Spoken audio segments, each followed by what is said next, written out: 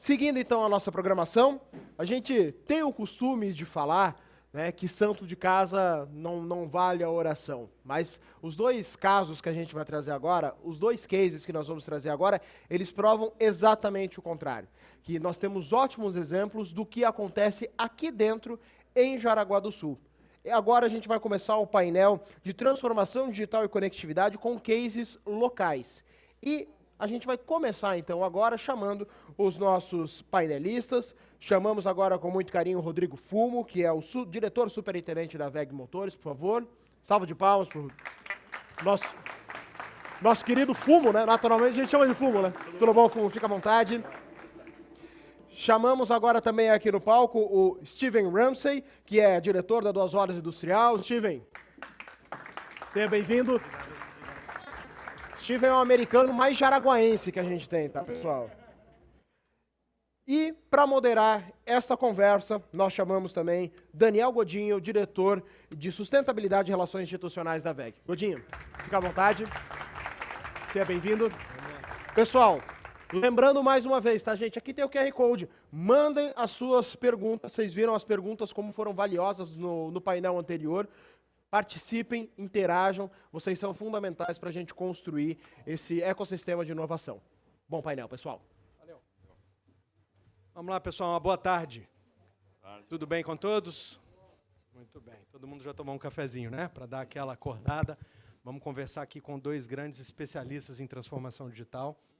E aqui, então, já foram falados os nomes, né? Rodrigo Fumo, que é diretor superintendente da WEG Motores, e o Steven Ramsey, que é diretor de inovação e tecnologia da 2 Rodas. Steven, você é americano mesmo, né? Sou, sim. 20 anos no Brasil agora.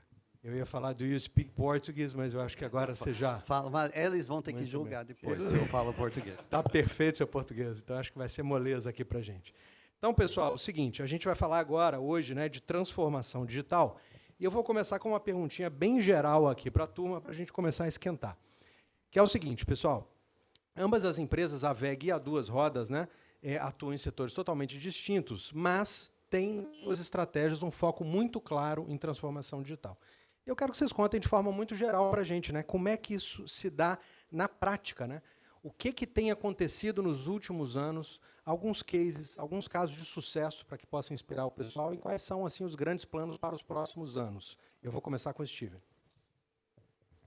Então, eu vou começar falando que eu não sou da área de TI, né? Eu tenho doutorado na área de bioquímica e nutrição humana.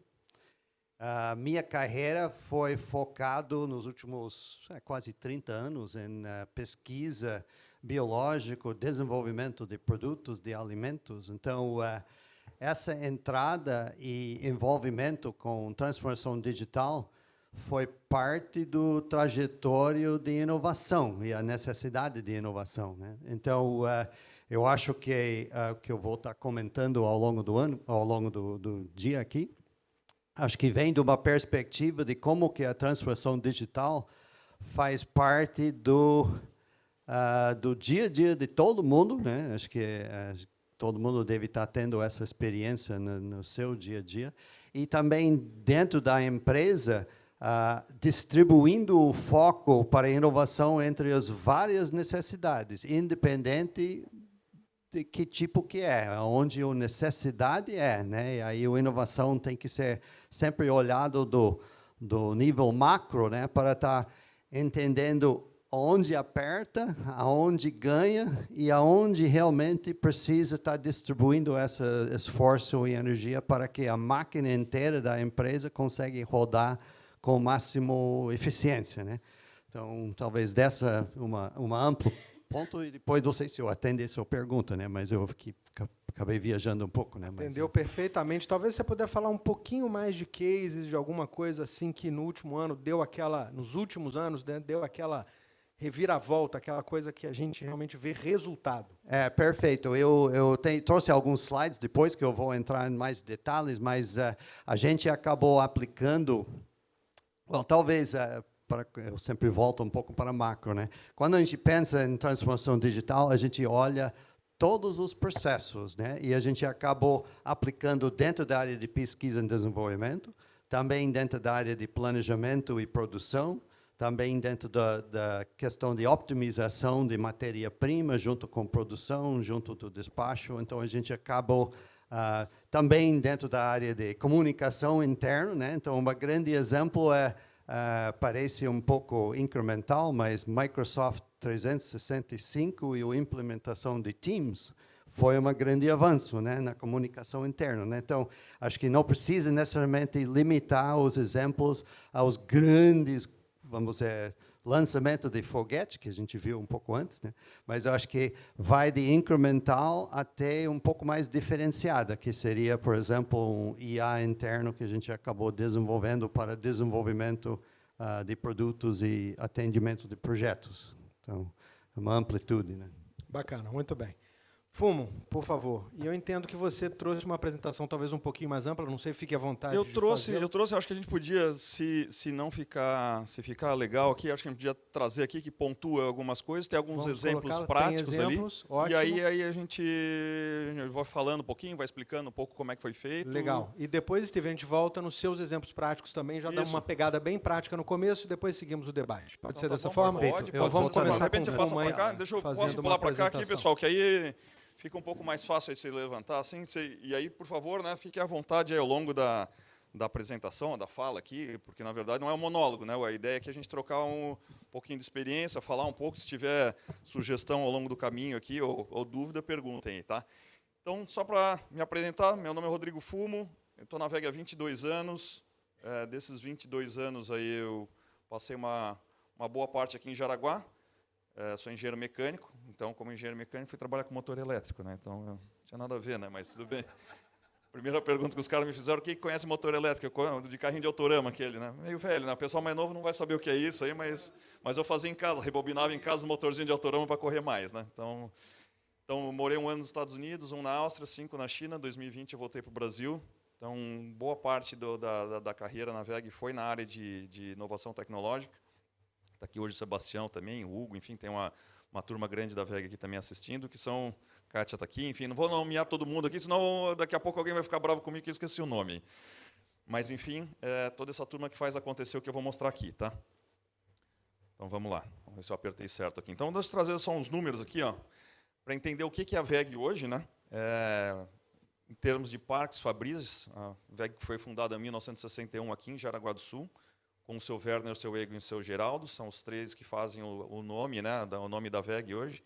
Então, na cultura da empresa está sempre muito forte com o que a gente vai ver aqui hoje, né? A gente está falando em transformação digital é uma jornada, né? Tudo que é transformação dentro da empresa, acho que a Ana falou antes aí de adaptabilidade aqui, é uma constante adaptabilidade, né? Na verdade, no mundo aí quem sobrevive não é o mais forte, né? Já falava o Darwin, é aquele que melhor se adapta. Então, seu Werner, sempre é possível fazer melhor, aquela mentalidade da melhoria contínua. Seu Egon, que é uma frase clássica aí, que pessoas motivadas são a base do êxito. Seu Geraldo, não desistir jamais. Então, ou seja, sempre tem um jeito de fazer as coisas, né? Tamanho da empresa, 63 parques Fabris no mundo, 17 países diferentes. A gente vai pegar o 64º agora na semana que vem, né, Godinho? Mais uma planta na Turquia. Então, vamos estar aí ampliando um pouquinho mais. Faturamento de 32,5 bi no ano passado, é número do mercado, tá, pessoal? Então, não dá para trazer os números aqui desse ano, a não ser do terceiro trimestre, mas a gente vai fechar um bom ano.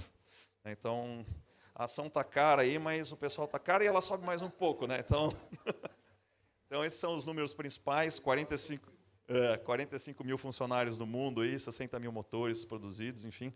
Isso é um pouquinho aí do que é a VEG hoje, né? Crescimento da VEG nos últimos anos, então, se pegar praticamente nos últimos 30 anos, a gente cresce 18% ano a ano no composto. E é algo muito importante, né? A partir dos anos 2000, aqui, começo dos anos 2000, a VEG começa o processo de internacionalização, que é começar a ter negócios e fábricas no exterior. A primeira fábrica da VEG no exterior foi no ano 2000, parece que faz muito tempo, né?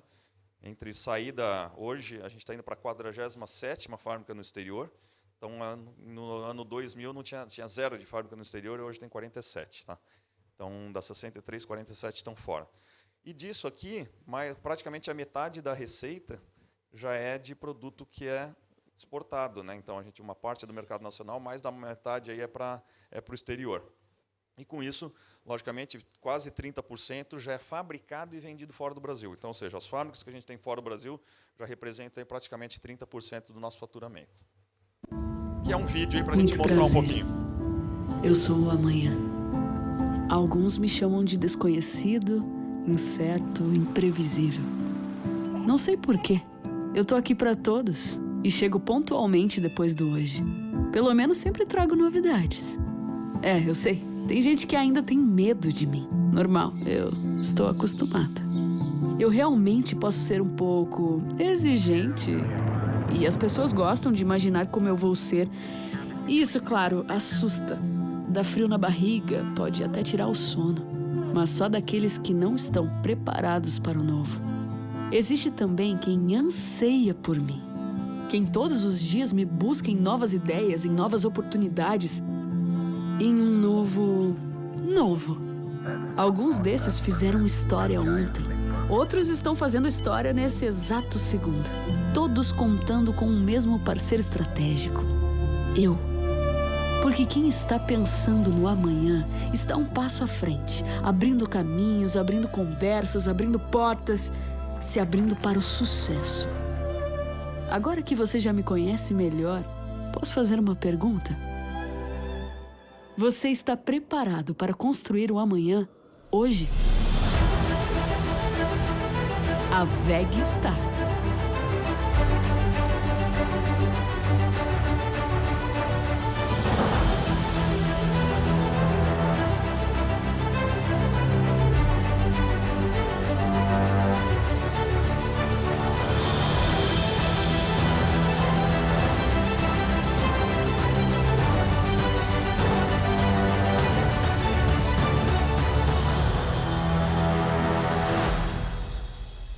Então é isso aí, vamos lá, né? Construir o amanhã, né, pessoal? Então olha aqui, esse aqui é um dos exemplos que a gente tem de produto recém-lançado, né? Que é o motor elétrico mais eficiente do mundo, né? Nós passamos aí na frente de todos os nossos concorrentes, passamos na frente dos players tradicionais, dos quais eu não vou falar o nome, porque eu não vou fazer propaganda de concorrente, né? Então né? Isso aí a gente... É um vermelhinho e um verde, os dois ficam na Europa, tal, mas nós não vamos falar o nome, né? Mas, enfim, aqui nós arranjamos uma briga boa, tá, pessoal? Mas isso aqui vem com tecnologia, vem com muita pesquisa, é um trabalho de muitos anos até chegar até aqui, né? Então, a pergunta é, né, como é que é possível chegar no motor elétrico mais eficiente do mundo, né? Não é só motor elétrico que a WEG faz, né? Então, tem subestação móvel com opções digitais, né? Então, isso aqui também é uma inovação. A gente pode pegar a subestação e levar de uma obra para outra, dar uma mobilidade bastante grande para quem aí trabalha com grandes obras, né? E as grandes empreiteiras. Aqui também, aerogerador. 15 anos atrás, a WEG não tinha nenhum aerogerador. Nós estamos falando em 15 anos. Parece muito tempo e pouco tempo ao mesmo tempo. Nós estamos na terceira família de aerogeradores, né? Então, lançamos o de 2.1, lançamos de 4.2 e a gente lançou nesse ano agora o de 7 megawatts. Então, essa é a nova vertente aí da WEG em termos de produto. Então, isso tudo vem com o quê? Inovação. Se não tem inovação, não tem futuro na empresa, tá? Acho que na anterior aqui o Walter falou alguma coisa aí da gente, estamos usando rede social. Quanto que a gente está usando o tempo para estudar coisas para o nosso negócio? Se a gente não está usando o tempo para prestar atenção no que está acontecendo ao redor do planeta, alguém vai nos passar. E normalmente é o pessoal lá do Oriente que vai nos passar. Então, se a gente não abrir o olho, né? Fiz uma provocação num outro evento, aí, talvez um ano atrás. Perguntei quem é que ia tirar férias no final do ano, quem ia trocar de carro, etc. Não vou gastar muito tempo aqui, porque a gente tem o nosso tempo limitado. Mas o que eu falei foi o seguinte, né? Um monte de gente foi levantando a mão, quem vai trocar de carro, vai viajar de férias, vai para Disney, vai não sei aonde. Quem é que já foi para a China? Pouquíssima gente levantou a mão. Né? E se você não vai aonde está a sua maior ameaça, você não sabe qual é o risco que você está correndo. Da mesma forma que o Walter falou aqui, o tempo a gente faz, né? O tempo mata a rede social, um monte de coisa que não agrega muito valor, começa a focar naquilo que vai fazer diferença para o teu negócio. Então está aqui o que faz diferença para nós na WEG, né? Inovação. O que é isso aqui em termos de números, né? E por que eu estou linkando esses números aqui? Porque a gente, para chegar na transformação digital, é uma jornada. Ninguém vira a chave da noite para o dia, né? Tem se falado muito de inteligência artificial, etc. e tal, mas tem muita coisa básica que dá para fazer antes de chegar na inteligência artificial.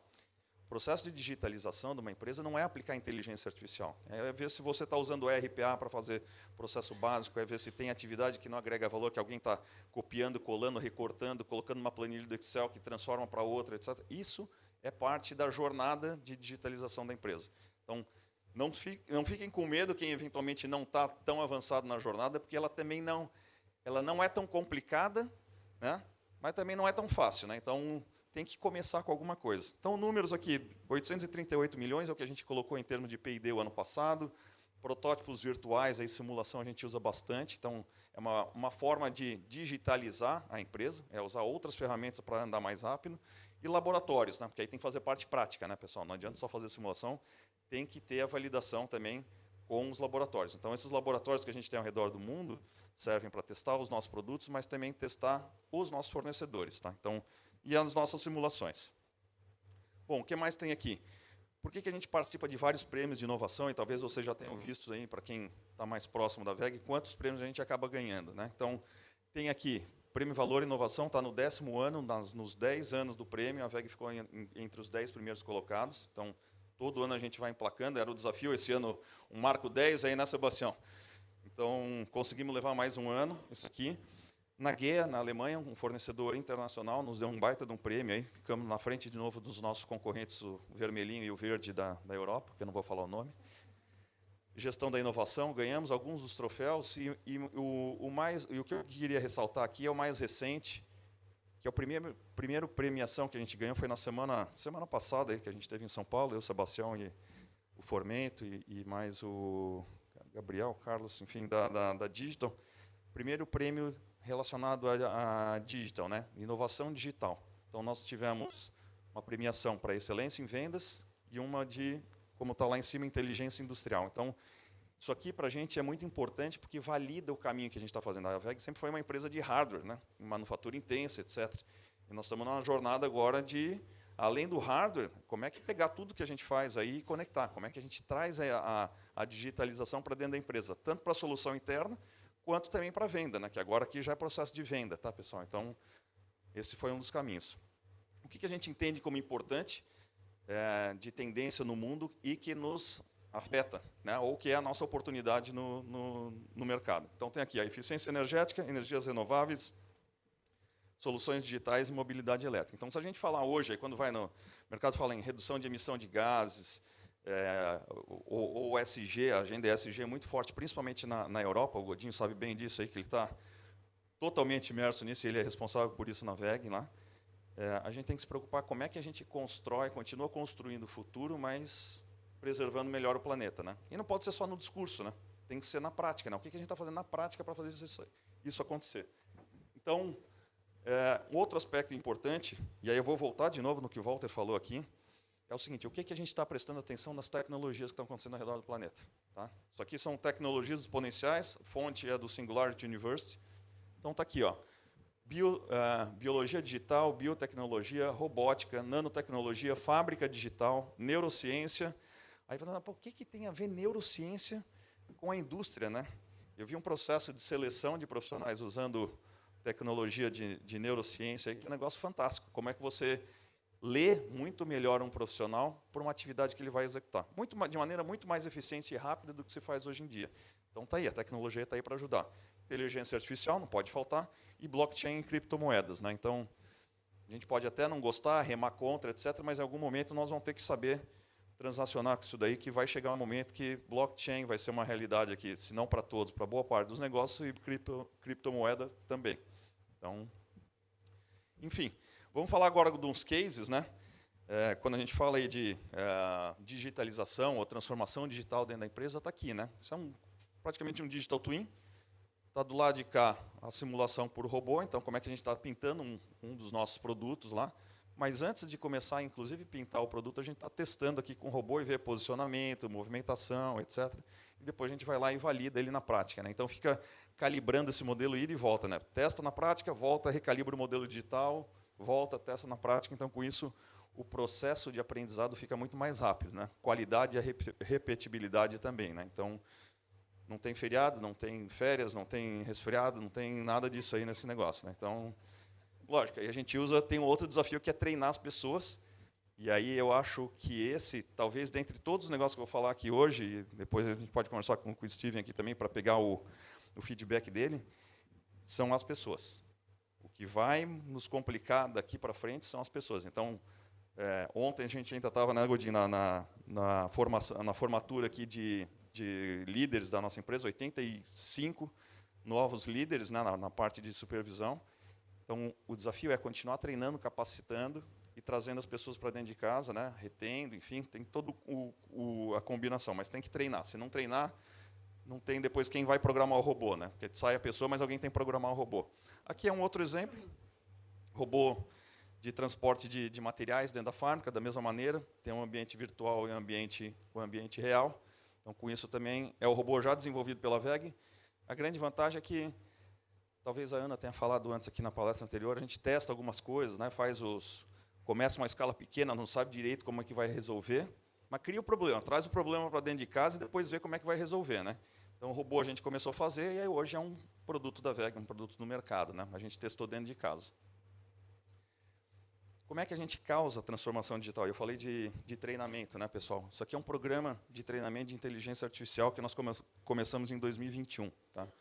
Então, treinamos 23 pessoas lá em 2021, que foram capacitadas. O grupo era maior, mas 23 terminaram o curso. 2022, 19, depois 43 em 23. Esse ano nós temos 46. E com isso é o seguinte, já tem aí, considerando mais o que tem em treinamento, que vai terminar até o final do ano, nós vamos ter quase 200 pessoas aí treinadas em inteligência artificial dentro da empresa. Todas estão usando isso no dia a dia? Não, não estão todas usando.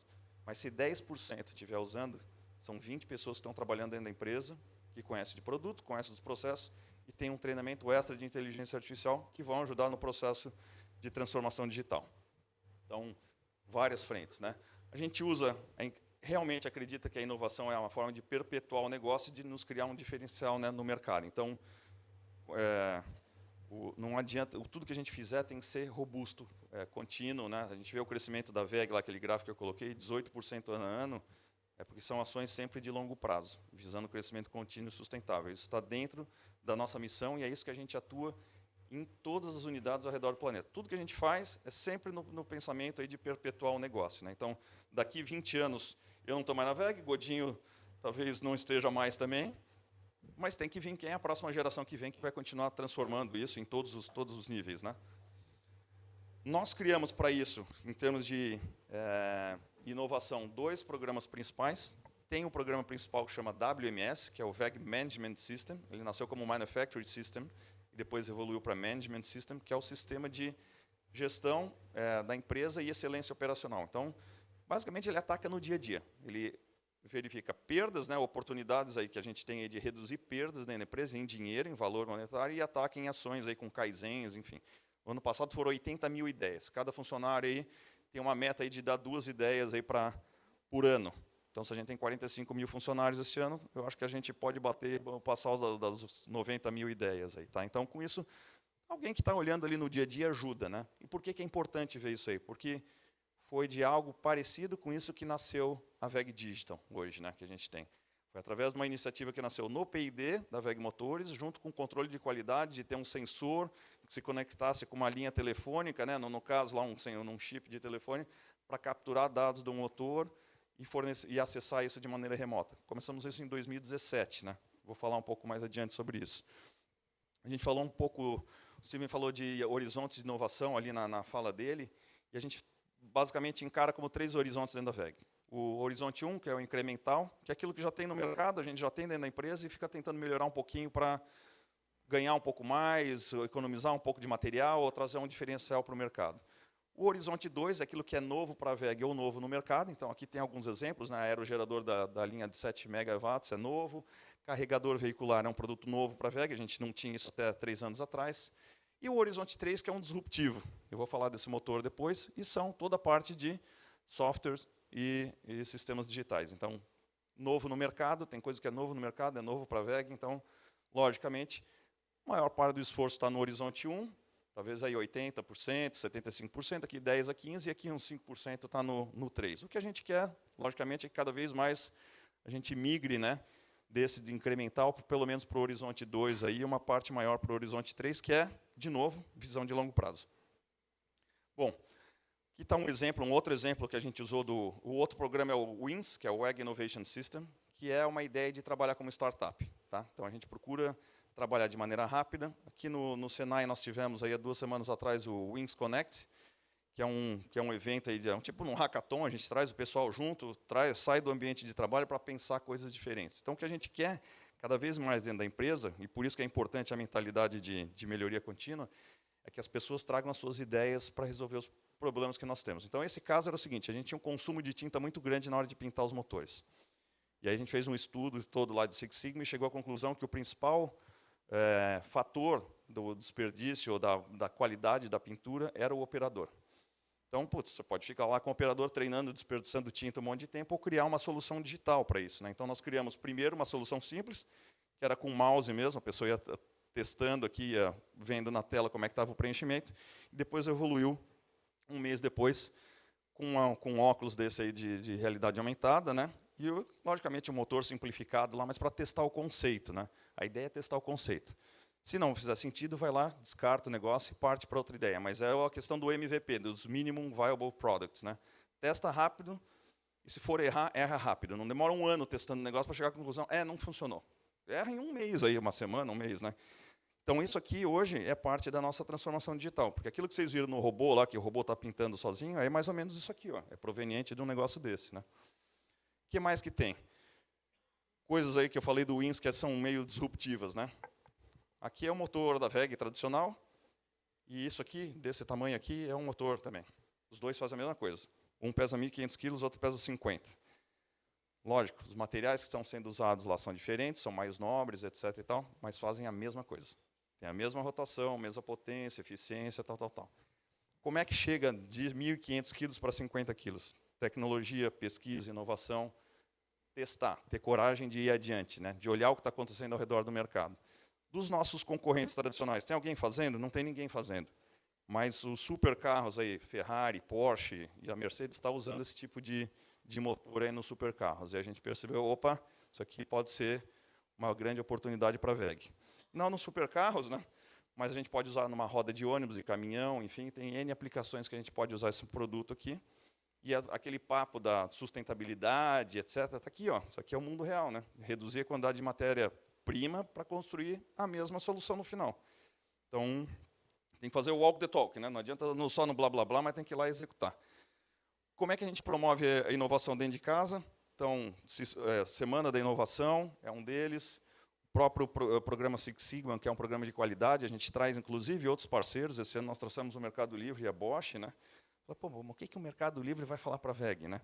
Eles aplicaram Six Sigma para garantir melhor prazo de entrega. Então, a gente aplica Six Sigma para ficar melhorando o produto, e os caras nos trouxeram um exemplo de como pode melhorar um processo que é meio fora, aí, né? Logístico. Enfim, aqui é o hackathon que eu falei, a gente fez no ano de 2022, nós fizemos aqui no Centro de Inovação, e nesse ano, agora, 2024, fizemos ali no Senai. E o WEG Tech Week, que é divulgar a tecnologia da WEG, principalmente para o nosso pessoal que está no exterior de vendas, para mostrar quais as competências que a gente tem dentro da empresa. Né? Muitas vezes não dá para o pessoal vir aqui conhecer tudo que a gente faz, ou ir nas plantas ao redor do planeta ver o que a gente faz, mas é a maneira de divulgar a tecnologia e não perder a oportunidade de negócio. No final do dia, o que a gente quer, se surgir uma encrenca meio grande, né, para os nossos vendedores, para os caras não desistirem disso. Como é que a gente evoluiu, então, para isso aqui? Sistema otimizado, e agora entra na parte realmente de digital. Né? Está aqui, carregador veicular, sistema de armazenamento de bateria e soluções digitais. Né? Então, o VEGScan foi o primeiro produto, nasceu dentro de uma fábrica de fios na WEG, vou mostrar na sequência aqui, e se tornou um produto aí, de venda, a gente conecta nossos motores, podemos conectar com equipamentos que, inclusive, não são da WEG, para fazer monitoramento à distância. Então, principalmente parte de manutenção, aí dá uma diferença grande. Depois do VEGScan, lançamos esse que é o Motion Fleet Management, que é o MFM, que é a plataforma que conecta todos esses ativos, e aí à distância alguém fica fazendo monitoramento. Então não tem mais o cara da manutenção que fica rodando que nem um louco o parque fabril o tempo inteiro, tem alguém olhando numa tela de computador. Se tiver algum problema, e aí a gente começa a usar a inteligência artificial, sabe aquele pessoal que a gente falou ali que está treinando para inteligência artificial? Está aqui, ó.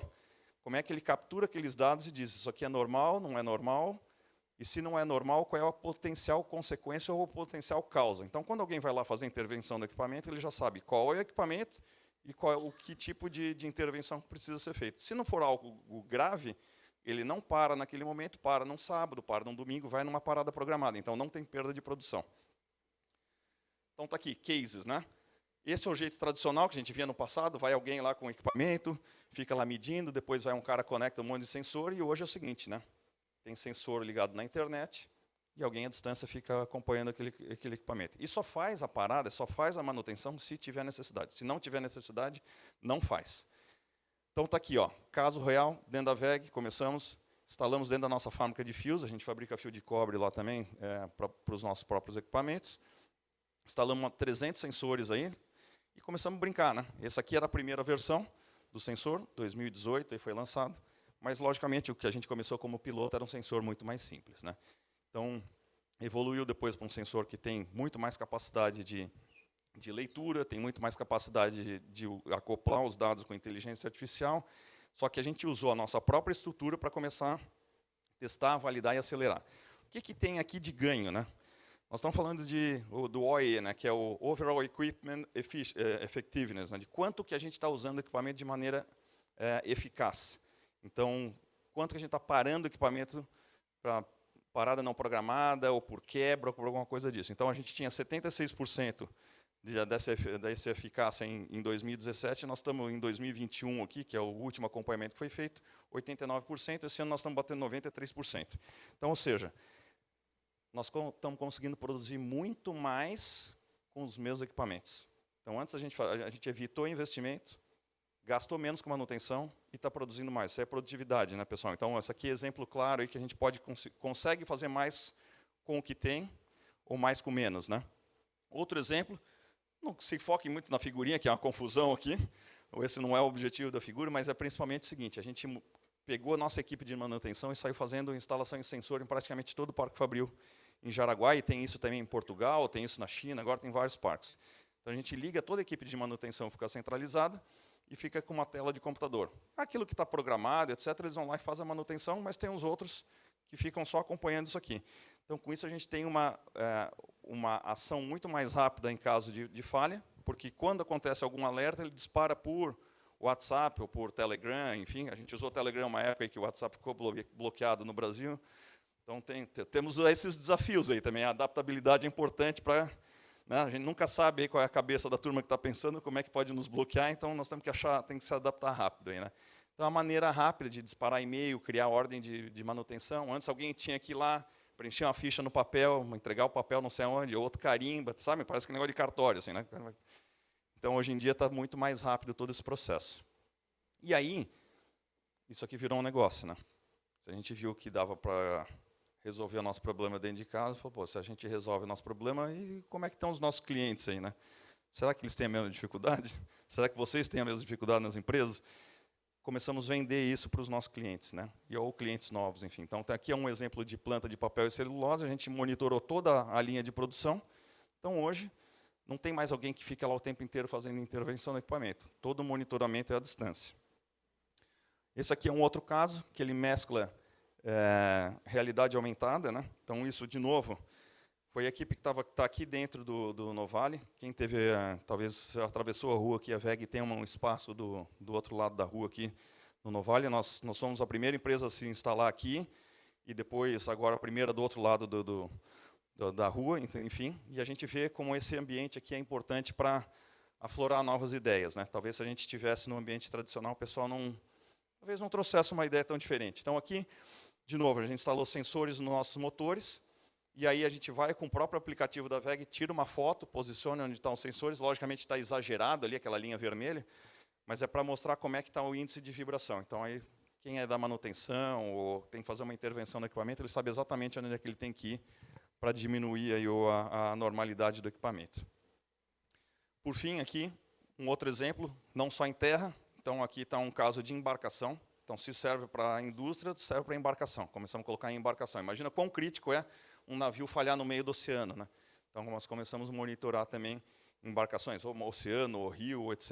Então, com isso, os sistemas vitais aí dos navios aí também passaram a ser sensorizados. Então, esse é um outro exemplo. Isso aqui, aí estamos falando aí de jornada e de software, etc. Chama VEG C++.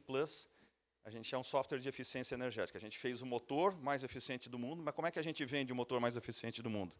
Criamos um sistema para os nossos clientes irem lá por conta própria, não precisa da nossa intervenção. Então, a ideia é trazer facilidade para quem também está na linha de frente.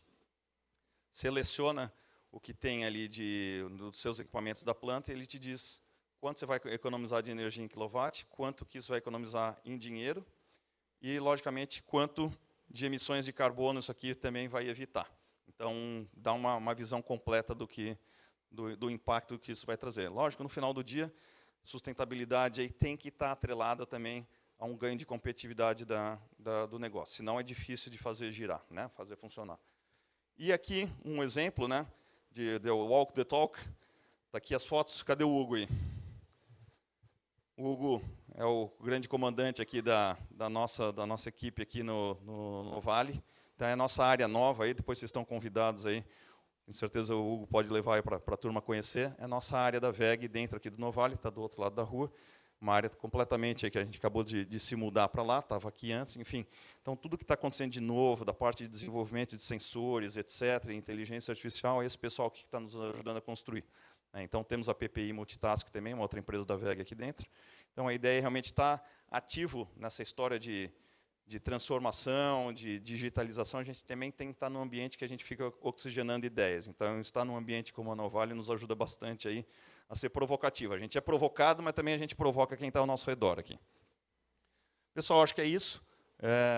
Aqui tem uma mensagem final aí antes da gente voltar à nossa conversa, né? Então, o que é o nosso propósito, né? Desenvolver tecnologias e soluções para contribuir na construção de um mundo mais eficiente e sustentável. O nosso lema da VEG lá é Driving Efficiency and Sustainability, né? Então, tudo que está sendo mostrado aqui, de uma certa maneira, a gente tem que criar dentro do nosso negócio coisas que a gente tem que estão relacionadas com o propósito pelo qual a gente existe, né? Então está aqui.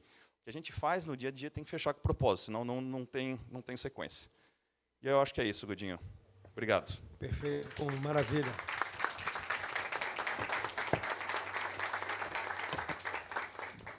Steven, amigo, quer mostrar para a gente também uns slides? Colocar aí umas. Sim, eu tenho alguns aqui. Vamos lá, pessoal, podemos colocar a apresentação do Steven agora, vamos trocar aí.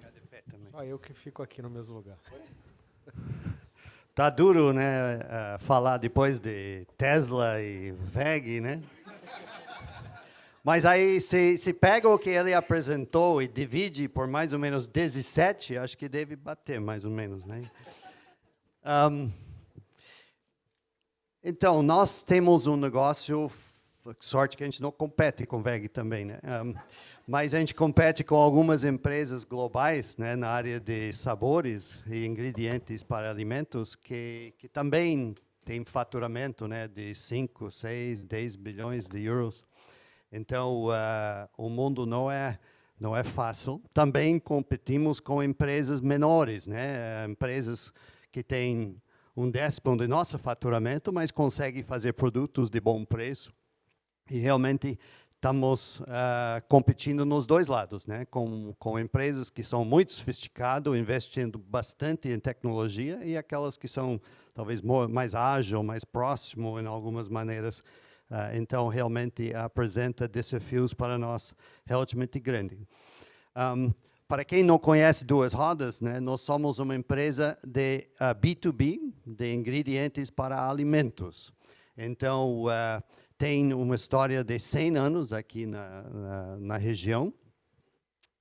Foi fundado por um casal de Alemanha e, ao longo dos anos, evoluiu em vários sentidos, né? Sempre tem esses altos e baixos, mas nos últimos anos tem crescido bastante. Acho que o próximo slide, eu tenho o controle aqui. Tá. Eu esqueci. Beleza.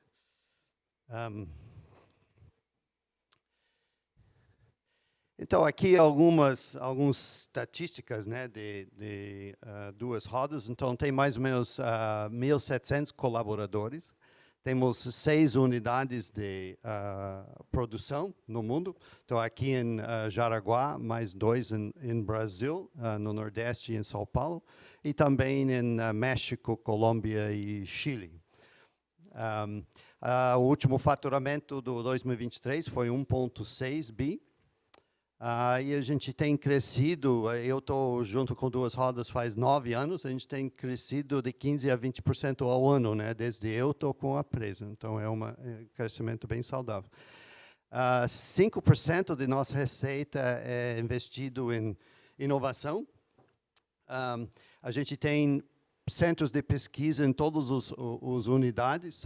Também a gente tem bastante colaboração em Open Innovation junto com parceiros fora. A gente tem a maior capacidade de fabricação de secagem de aromas em Latinoamérica. A gente tem a maioria do share de ingredientes para sorvetes também. Então, além de aromas, também tem focos em outros setores, né? O sorvetes é uma grande, também condimentos e aditivos, produtos do frigorífico. Também vendemos extratos e desidratados naturais. Essa a gente vende bastante fora também do país, nos Estados Unidos, Europa e China. Eles estão procurando bastante produtos naturais de nossa região. E também temos negócios em confeitaria decorativa, então pensa em decoração de bolos, padarias, esse tipo de coisa. E também temos alguns produtos que vai para o setor de nutrição animal. Isso é um setor que a gente está começando a atuar um pouco mais recentemente. A gente tem exportação de nossos ingredientes para quase 70 países, liderança em Latinoamérica, em vários de nossos setores. E a gente tem um grande uso de fomentos como o FENEP, por exemplo. Então, a gente está investindo mais ou menos 50, 60 milhões por ano em CAPEX e outros investimentos estruturais. Quando a gente pensa em inovação dentro da empresa, então eu entrei na empresa para focar em inovação e desenvolvimento de produtos. E um dos pontos que eu enxerguei bem cedo, né, no processo, é que inovação, dentro das Duas Rodas e em geral, acho que pode aplicar esse conceito para qualquer empresa, não é só focado no produto, e nem só no processo, mas também nas pessoas, em cada setor que vai estar atuando ao longo da cadeia. Então, inovação é um conceito específico, mas também geral. Se você não olha o macro ambiente, você pode estar criando uma excelência aqui, de repente tem uma quebra na cadeia aqui, uma quebra aqui, e nada funciona. Então, realmente, quando você olha essa sequência de ações que tem que acontecer desde a originação até venda para cliente final, tem vários pontos que tem que olhar para ter um fluxo, né, do início até o fim. E esse é um dos grandes desafios que realmente toda empresa enfrenta, e esse diagnóstico e cura dessas potenciais falhas é realmente parte do sucesso de inovação dentro de qualquer empresa. Na Duas Rodas tem uma certa história que foi aplicado, que gerou uma aprendizagem e um sucesso. Mais ou menos 10 anos atrás, a gente implementou, foi um pouco antes que eu cheguei, mas eu herdei quando eu comecei, a gente implementou um grupo pequeno de inovação. Então, esse grupo, que era 7 pessoas, basicamente era focado em criar inovações e estimular a inovação dentro da empresa. E isso foi um sucesso, mas depois teve algumas coisas que a gente tinha que endereçar. O sucesso deu um foco para a inovação dentro da empresa e deu um ponto vamos dizer, um grupo que estava levantando a bandeira para o conceito de inovação, que ia começar a infeccionar todos os grupos. Então, eles eram responsáveis para estimular não só o desenvolvimento de produtos dentro da área tecnológica, mas também para estimular a inovação como um conceito dentro da organização.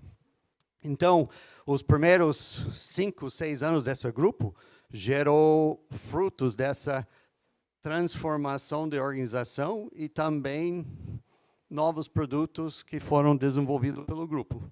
Mas chega a um certo ponto, a gente reconheceu que esse grupo estava um pouco isolado do resto da empresa. Então, acho que foi bom pelo primeiro momento, mas depois a gente tinha que mudar o modelo para ter certeza que a gente poderia continuar envolvendo toda a empresa na inovação, que eles também aceitassem inovação como responsabilidade deles também. Não era responsabilidade desse grupo, né? Nem era para ser, mas desenvolver um pouco essa atitude dos outros. Mas tem um grupo de inovação, por que eu tenho que fazer isso, né? Então, a gente acabou evoluindo, eu falo evoluindo porque não era um erro o primeiro momento, era só um momento bom para o primeiro movimento e depois tinha que mudar. E o que nós mudamos? Basicamente, mudamos para distribuir mais a responsabilidade de inovação dentro da organização. E a gente dividiu em 2 partes, tipo yin e yang, a inovação, a parte tecnológica e a parte mercadológica.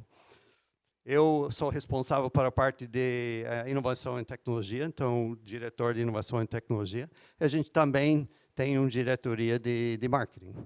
E, basicamente, a gente dividiu as 2 partes para poder realmente aprofundar em cada aspecto, mas essas 2 partes têm que ser completamente linkadas.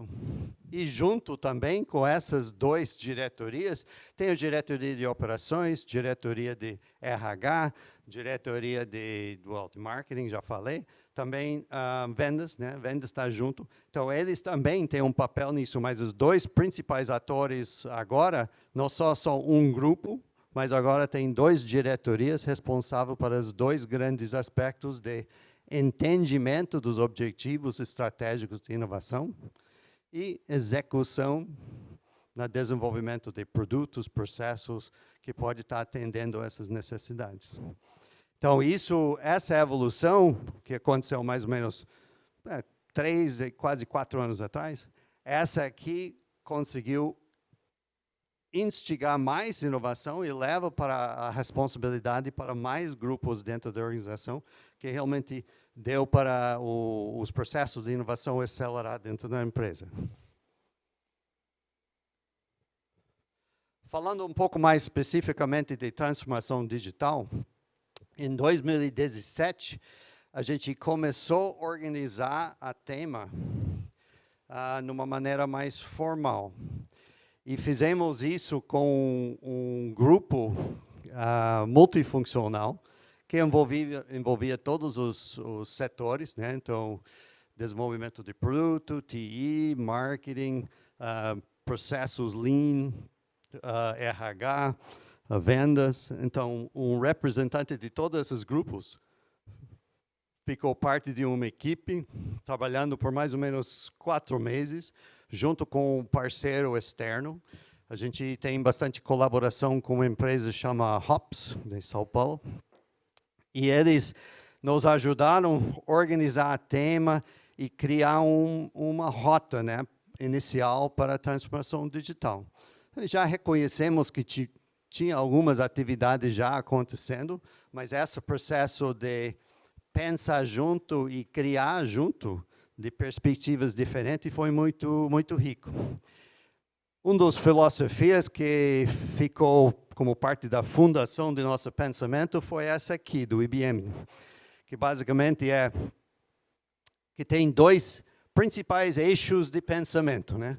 Tem o eixo na esquerda, que basicamente é pensando como que você melhora a eficiência de processos internos usando transformação digital. E o eixo de baixo, onde você está oferecendo um valor diferente, né, usando transformação digital. Muitas empresas vão primeiro nessa eixo de esquerdo, né, porque é mais conhecido, mais tangível, são coisas que já está fazendo. Eu só quero fazer melhor, vamos dizer, né?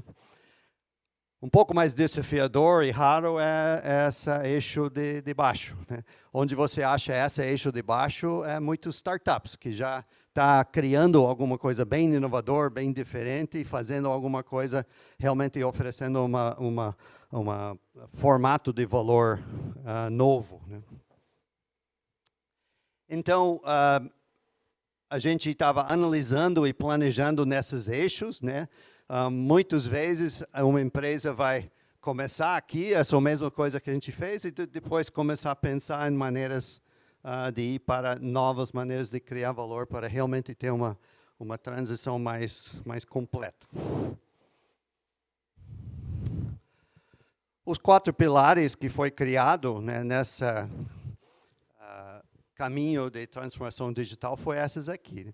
Então, basicamente, iniciando com pensamentos de como que a gente pode usar tecnologias digitais para lidar com a complexidade dentro da empresa, facilitar alguns processos e ser mais eficiente em qualquer estágio nessa cadeia que a gente está escolhendo, e a gente pode ter várias escolhas.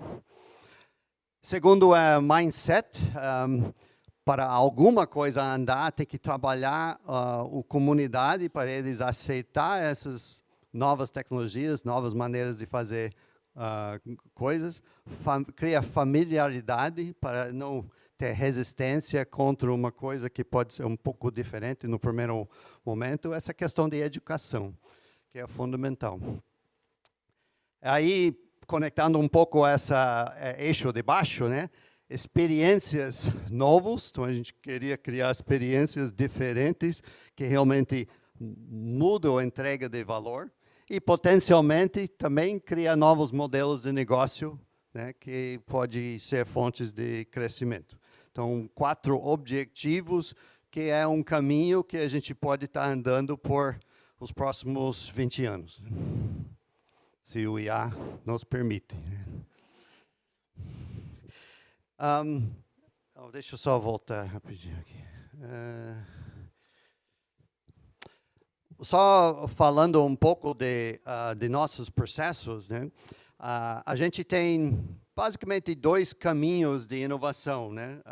Dentro de nossa proposta de valor para o mercado, né? Como eu comentei, nossa proposta de valor principal é oferecer produtos B2B para nossos clientes, que são empresas de alimentos, que vai depois fazer um alimento que vai alimentar todas as pessoas do VEG, todos vocês, em alguma maneira ou outra.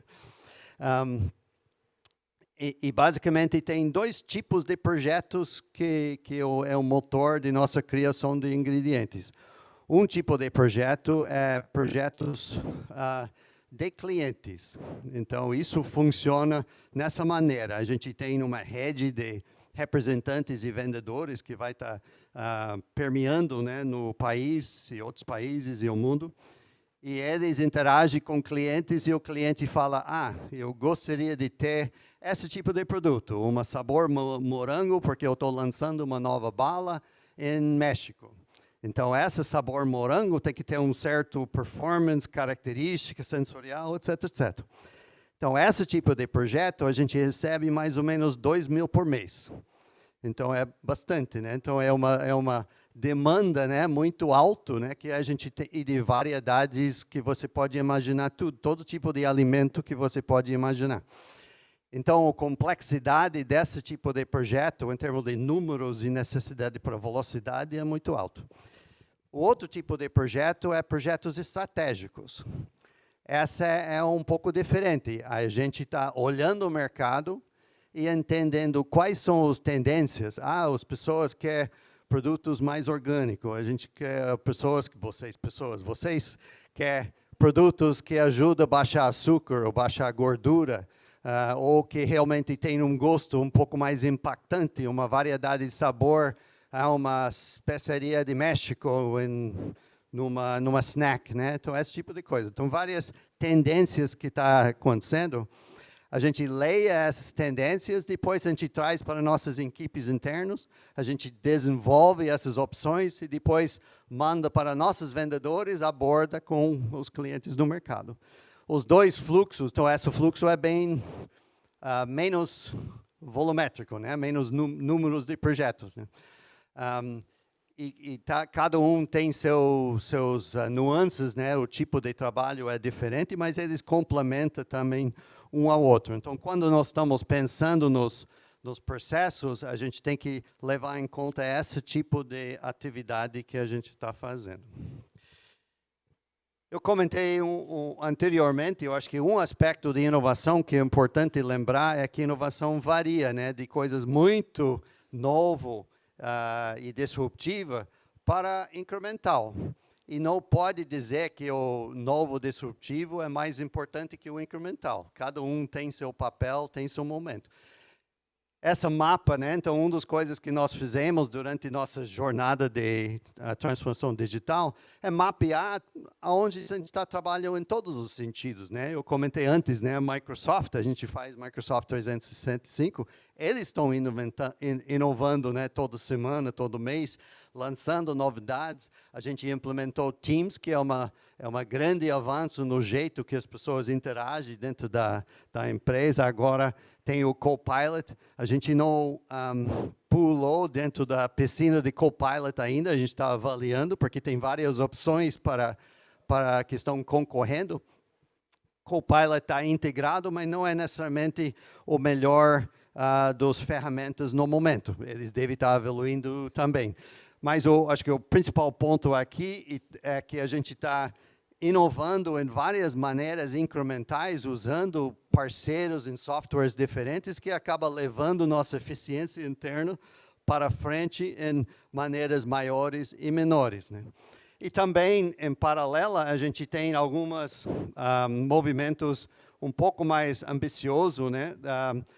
Que eu vou falar um pouco mais, que criamos nossa própria plataforma de IA interna, que a gente chamou de Drica, trabalhando tecnologias 4.0 e manipulação de dados dentro de nossa fábrica, que é a torre de controle, e nossa Analytics.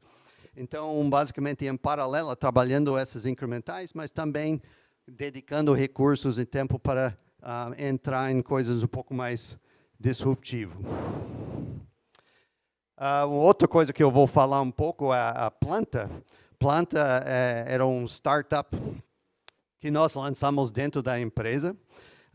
E, basicamente, o foco do Planta era para fazer essa pesquisa do mercado, essa interação com o consumidor.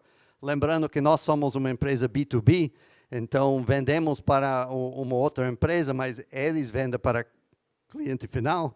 Mas nós temos que também entender o cliente final para poder entregar alguma coisa útil para nossos clientes de B2B. Então, dentro de nossa plataforma de IA interno, Drica, tivemos 3 grandes projetos. Um ainda, o último lá, ainda está andando, tem um chão ainda para andar. O primeiro era focado em produto e desenvolvimento. Isso começou em 2017 e basicamente tem 2 partes dessa aqui. Lembra que eu falei que a gente tem basicamente 2.000 projetos entrando por mês? Então, o objetivo dessa aplicação de IA é para analisar a necessidade do cliente e, basicamente, procurar em nossa base de dados de produtos internamente o que pode ser as melhores opções. A gente tem mais ou menos 10.000 opções de produtos, mais alguns outros que são semi-desenvolvidos, então alguns protótipos que podem ser selecionados também. Então, quando entrava aquele tipo de demanda, nosso pessoal tinha que entrar no SAP. Quem conhece SAP, SAP não é tão fácil para começar. Eles tinham que entrar lá para fazer escolhas, talvez lembram o que pode ser bom, pode ser ruim. Isso não era tão eficiente. Então, a gente basicamente analisou nossa base de dados, caracterizou todos os produtos por características sensoriais, preço, disponibilidade, complexidade. E quando entra agora uma demanda, ele só pergunta para o IA e o IA vai dar uma lista de possibilidades estratificado por alguns desses fatores que eu comentei. Então, a gente economizou 80% do tempo desde o início.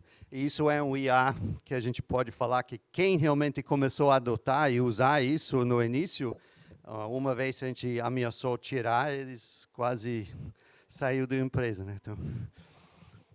Então, Então, esse foi o primeiro lançamento lá, interno, e o segundo foi no foco de desenvolvimento. Então, além de produtos já prontos, que eles podem estar pesquisando, a gente também pode estar desenvolvendo novos produtos baseados na especificação necessária, se a gente já não tem alguma coisa que atende, né?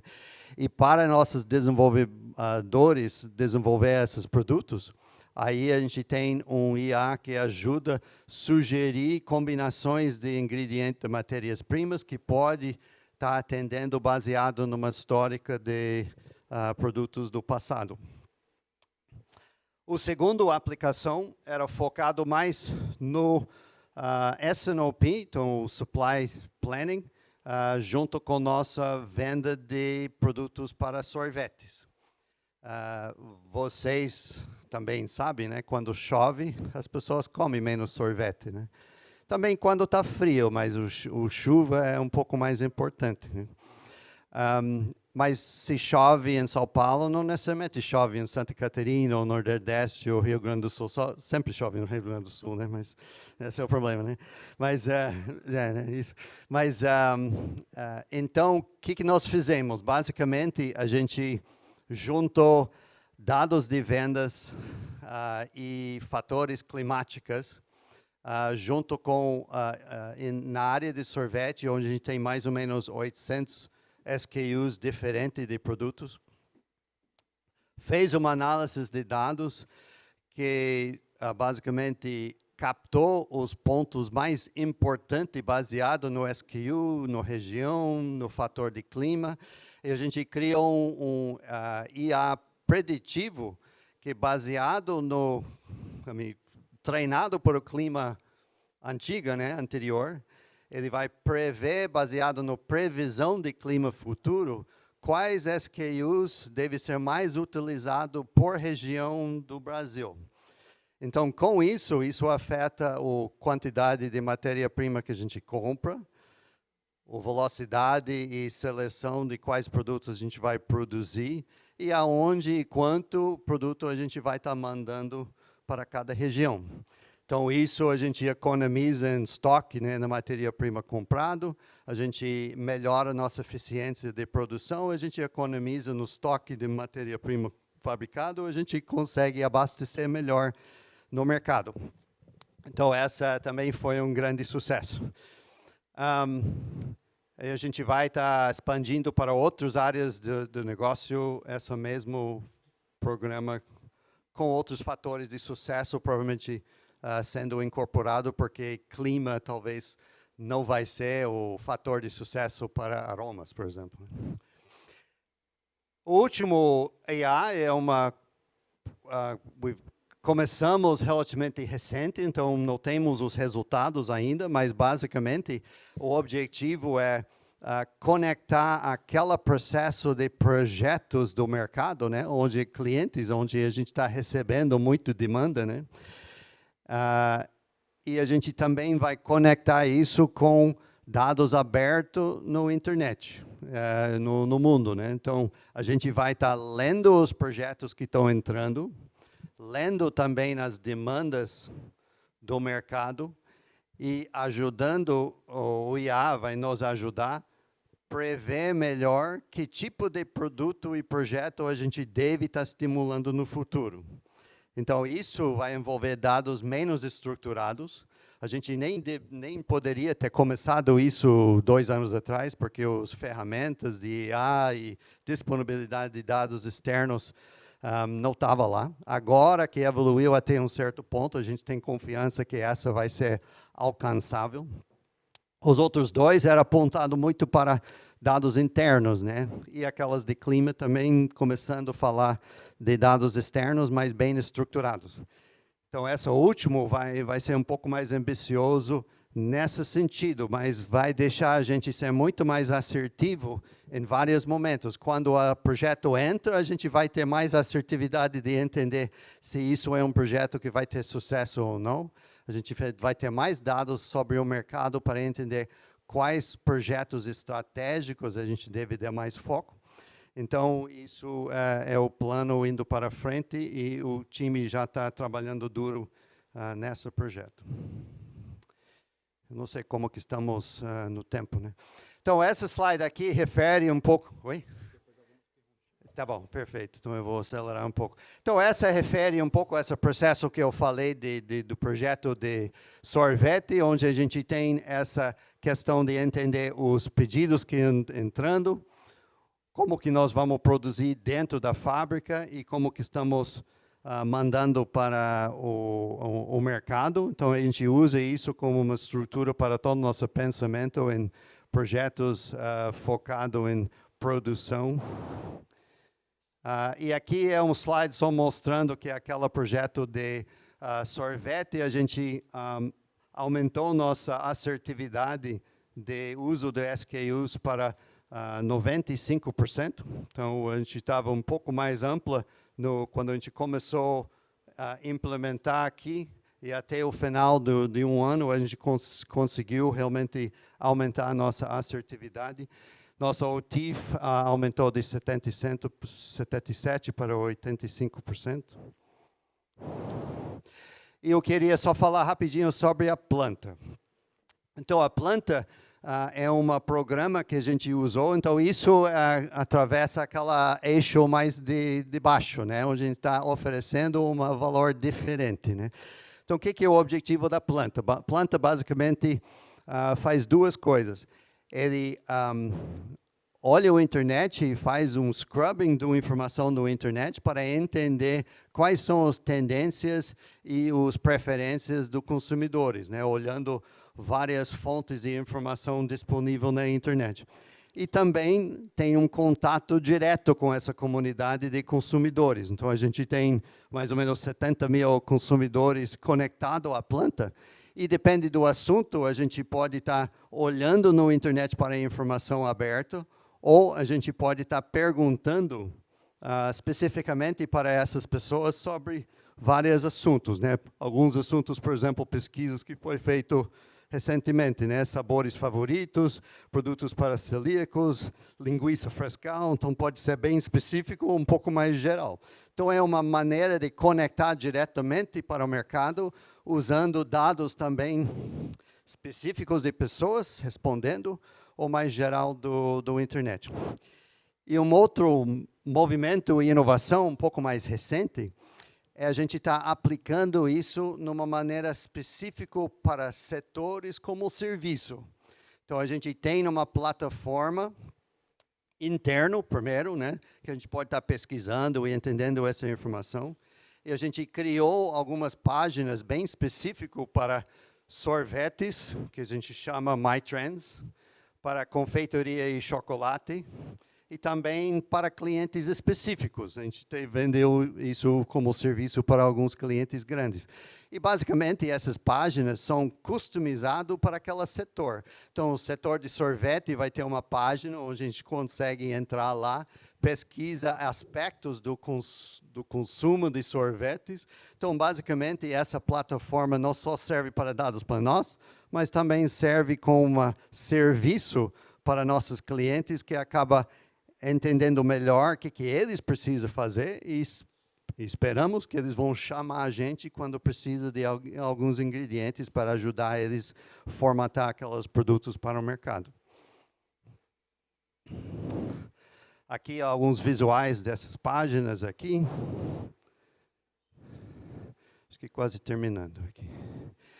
Então, nosso caminho de IA, a gente atravessou alguns estágios agora. Esse é o elefante mais rápido do mundo, aí lá no direito.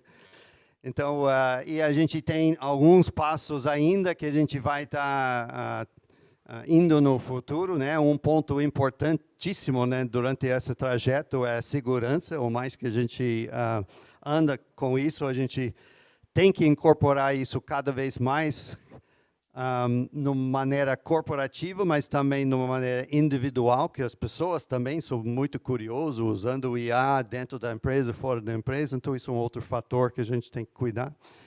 Esse projeto comercial, e também estamos olhando agora também projeto focado em supply chain, que também é dados muito aberto e não estruturado, que também é uma fonte de bastante produtividade futuro, que tem muito gasto lá também. Então, acho que é isso. Obrigado, e vamos conversando.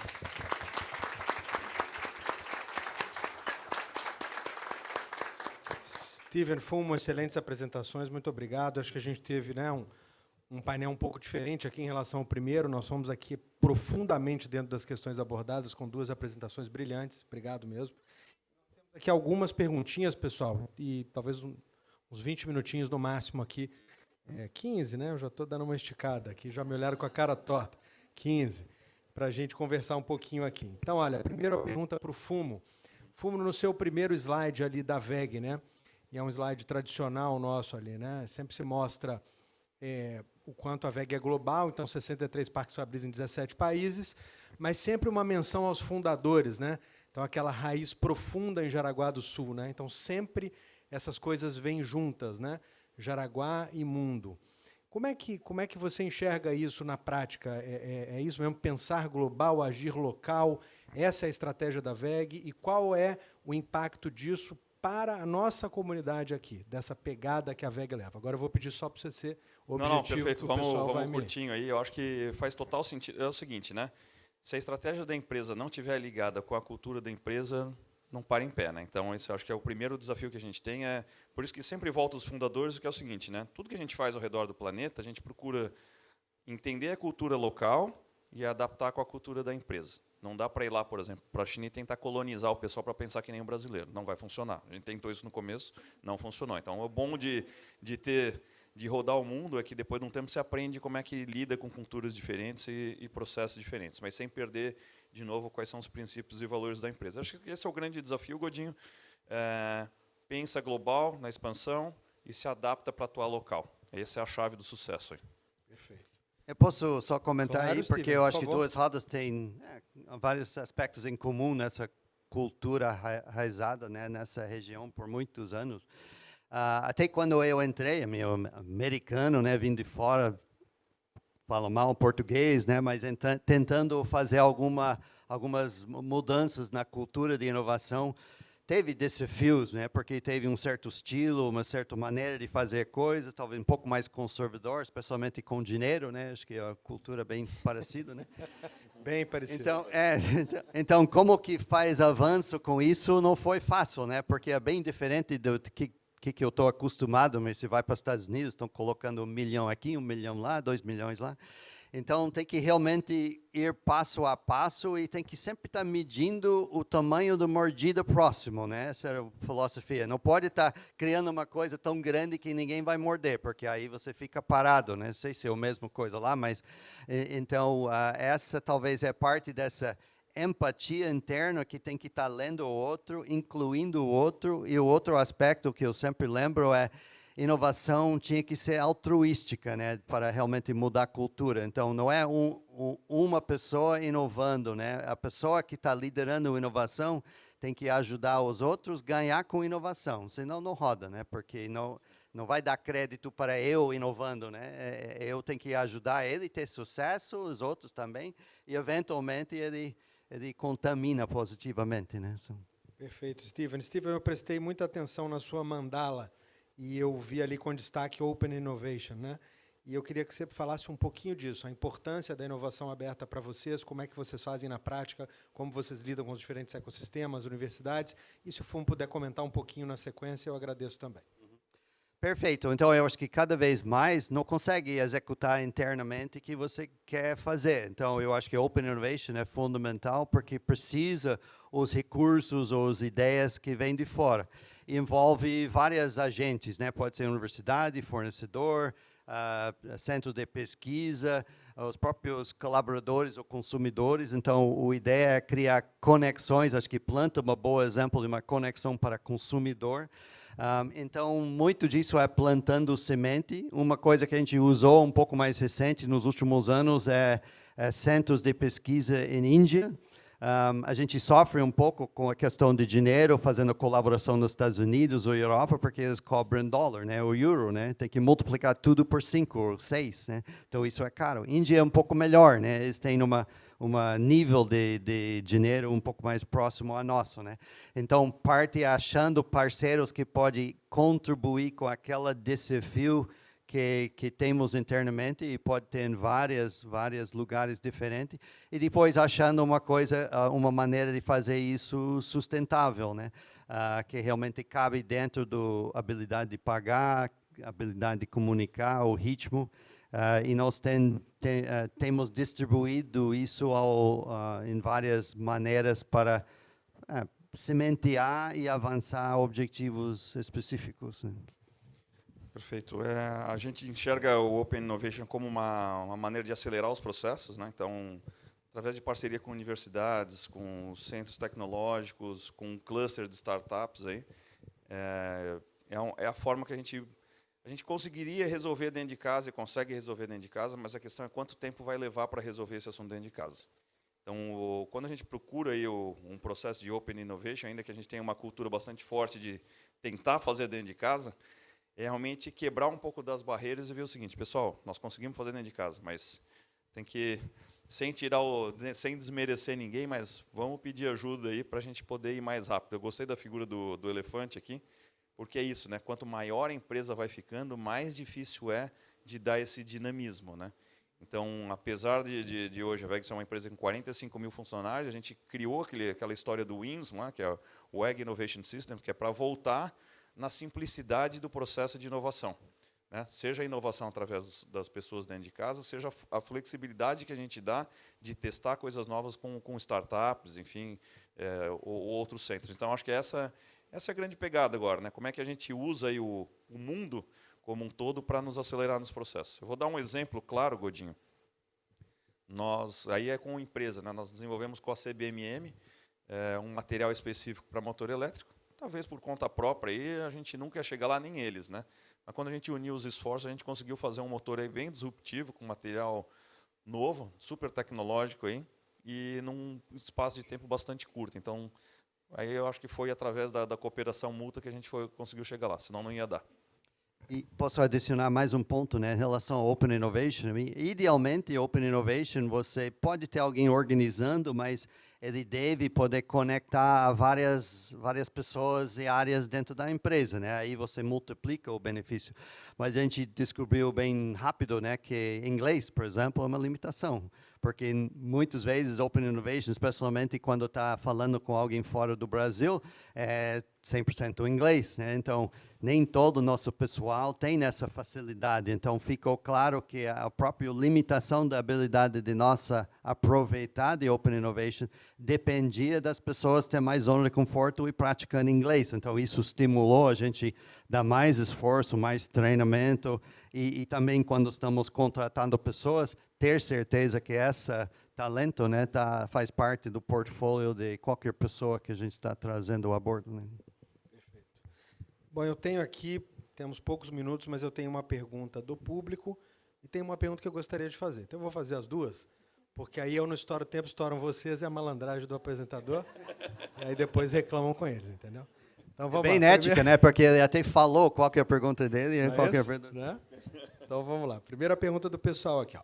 Como a eficiência operacional pode ser aprimorada por meio da adoção de tecnologias inovadoras, garantindo o alinhamento com os objetivos estratégicos da empresa, enquanto se promove uma cultura organizacional adaptativa que favoreça a aceitação das mudanças e a evolução tecnológica? Ela é uma pergunta ampla, mas eu acho que ela combina e ela vai remeter à pergunta que eu já tinha em mente, olhando muito para a sua mandala também e para o que o Fumo falou no começo da apresentação. O Fumo disse, pessoal, o centro de tudo são as pessoas. E na sua mandala, em volta, aparece com todo destaque relações humanas, né? Então, eu acho que ouvir sobre pessoas também nesse aspecto, juntando com a pergunta do pessoal, acho que a gente fecha muito bem aqui o nosso painel. Por favor. Você primeiro?